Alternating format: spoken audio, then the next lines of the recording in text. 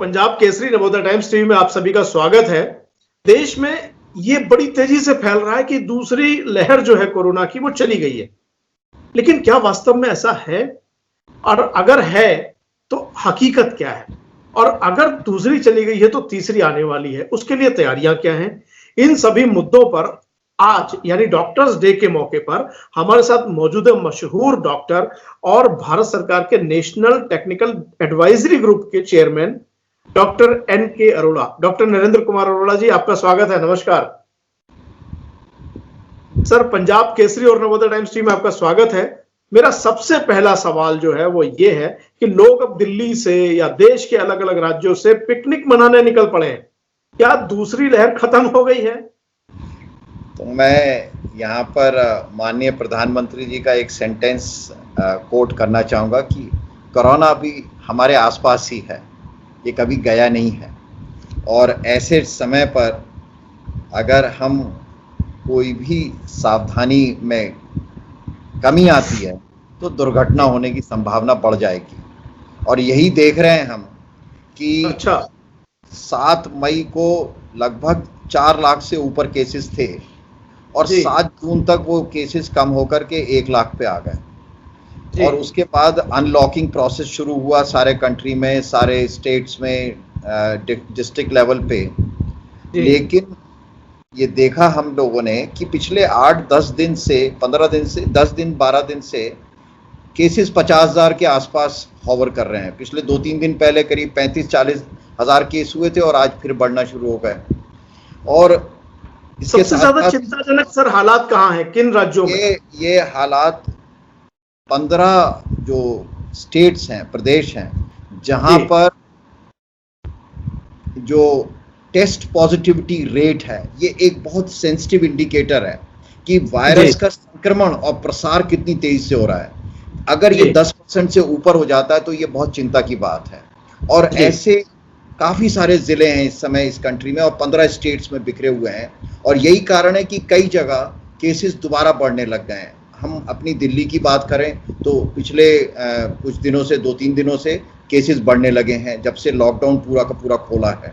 इसी तरीके से साउथ के बहुत सारे जो डिस्ट्रिक्ट्स हैं उनमें ऐसा हुआ है। नॉर्थ ईस्ट के अभी ऐसा लगता है लहर वहाँ पहुँची है, तो कई ज़िले में तो टेस्ट पॉजिटिविटी रेट 30% तक है। टेस्टिंग करीब करीब उतनी चल रही है, 18 से 20 लाख टेस्टिंग रोज़ाना होती है। तो पॉजिटिविटी रेट बढ़ने का मतलब ये है कि ये चिंता की बात है। इसका मतलब वायरस का प्रसार कुछ ज़िलों में काफ़ी ज़्यादा है। इस बारे में आज केंद्रीय सरकार ने एक एडवाइजरी भी जारी करी है और राज्यों को बताया है कि माइक्रो कंटेनमेंट करने की ज़रूरत है। इसको एक स्मार्ट तरीके से करने की ज़रूरत है, स्ट्रैटेजिक करने की ज़रूरत है और साइंटिफिक रैशनल लेके करनी है। अब सारा जगह तो लॉकडाउन लगाने की ज़रूरत नहीं है, लेकिन ये देखना है कि यहाँ पर वायरस ज़्यादा ना फैले, नहीं तो अभी हम सोचें कि सेकेंड वेव ख़त्म हो गई। और यही जो आपने बड़ी सुंदर बात करी, ऐसा लगा जैसे लॉकडाउन खोला, लोग जेलों में बंद थे और भाग खड़े हुए, शिमला ऊटी, कोई नैनीताल चला गया, कोई डिफरेंट मसूरी चला गया। ये ठीक नहीं है। कुछ महीने थोड़ा और इंतज़ार करने की ज़रूरत है। अगर हमने ये संयम नहीं बरता तो ये हमारे लिए और हमारे समाज के लिए बहुत घातक हो सकता है, क्योंकि अभी तो दूसरी दर्शकों को मैं डॉक्टर अरोड़ा की बात जो है वो बिल्कुल सटीक है कि अभी घूमने का वक्त नहीं है, अभी सावधानी रखने का वक्त है, क्योंकि सावधानी हटी तो दुर्घटना घटी। जी डॉक्टर अरोड़ा, आप क्या कह रहे थे?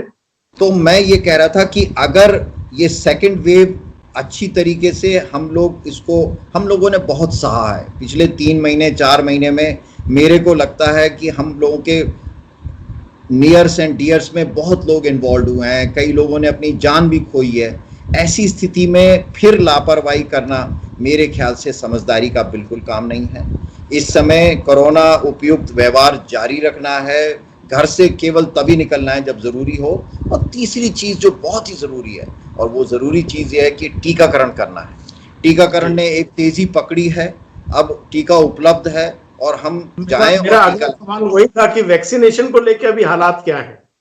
तो वैक्सीनेशन को जो है, मैं पिछले 21 तारीख से अगर हम देखें तो शुरू के 5-6 दिन 8-10 दिन जो है काफी ज्यादा, मेरे ख्याल से 3.5 करोड़ लोगों को टीका लग चुका है।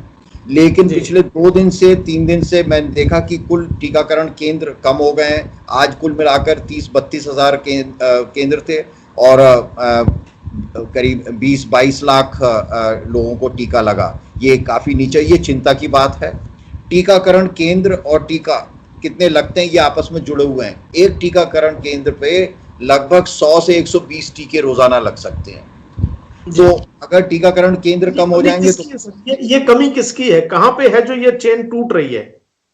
तो इसमें 3 चीजें हैं और टीकाकरण केंद्र के लिए जो है बनाना, एक तो प्रदेश स्टेट्स की जिम्मेदारी है कि टीकाकरण जितना ज्यादा हो, और साथ ही साथ हर एक के पास वैक्सीन होनी चाहिए, तभी वैक्सीन होगी तभी टीकाकरण काम करेगा।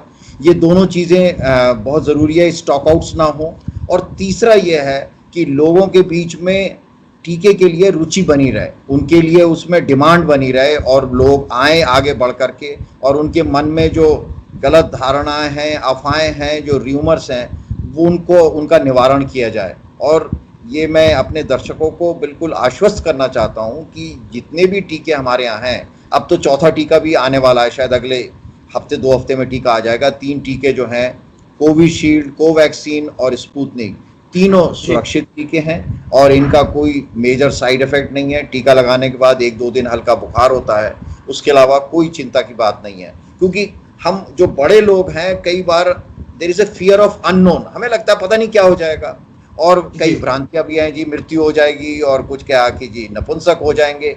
ये सब गलत भावनाएं हैं और इस बारे में लोगों को विश्वास नहीं करना चाहिए। इससे बड़ा सबूत हाथ कंगन को आरसी क्या, 33 करोड़ लोगों को टीका लग चुका है इस देश में, जो मतलब एक तरीके से पूरे अमेरिका की आबादी के बराबर है। और इसके बाद और ये लोग सारे के सारे ठीक हैं, तो इसलिए ये जरूरी है कि टीकाकरण किया जाए। वैक्सीन स्टॉक को लेकर के क्या ताजे आंकड़े हैं? जहां तक हमें ज्ञात है कि टीके की अब कमी नहीं होनी चाहिए। टीका जो है का मैन्युफैक्चरिंग पहले के मुकाबले बढ़ा दिया गया है। कोवैक्सीन और कोविशील्ड दोनों के टीके बढ़ गए हैं। इसके अलावा जो है इनका मैन्युफैक्चर, स्पुतनिक का लोकल मैन्युफैक्चरिंग स्टार्ट हो गया है।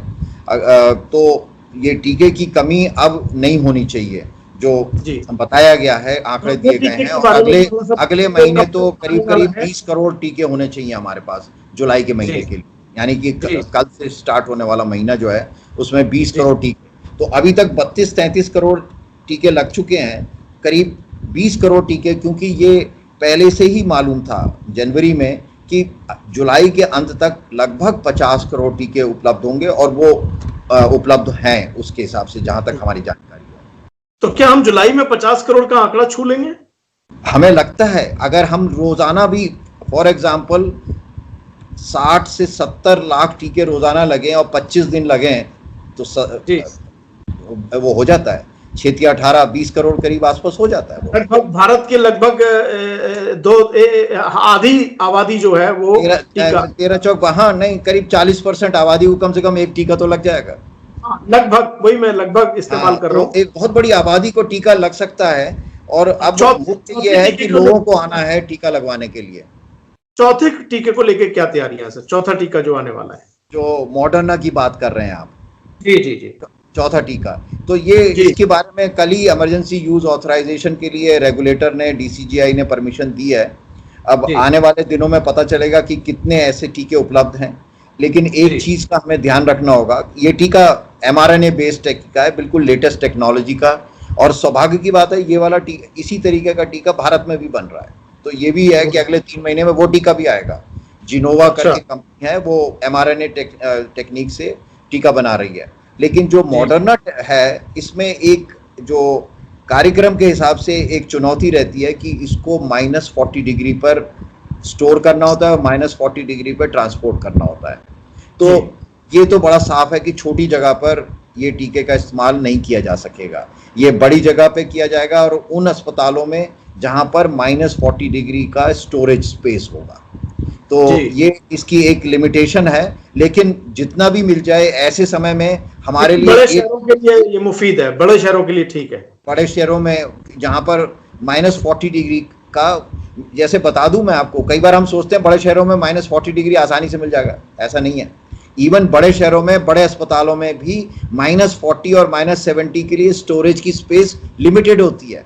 भाई मेरे पास जो -40-47 है, खाली थोड़ा ना रखा हुआ है, उसके अंदर बाकी सामान, दवाइयां रखी हुई हैं, तो टीके रखने के लिए जगह चाहिए होगी।